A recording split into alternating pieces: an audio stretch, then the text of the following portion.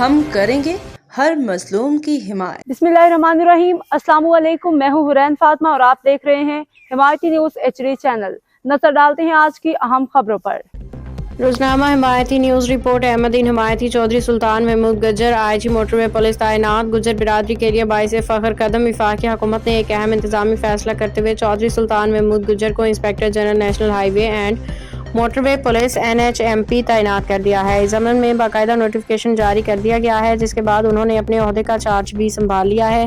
اس موقع پہ چودھری عبدالحمید گجر، صدر ڈیری فارمر پروٹیکشن ایسوسی ایشن کراچی، صدر گجر قومی پارٹی سندھ نے اپنے تہنیتی پیغام میں کہا، یہ گجر برادری کے لیے فخر کی بات ہے کہ چودھری سلطان محمود گجر جیسے قابل، محنتی اور فرد شناس افیسر کو IG موٹر وے پولیس کا منصب دیا گیا ہے۔ ان کی پیشہ ورانہ خدمات، انتظامی صلاحیتیں سب پہ عیاں ہیں۔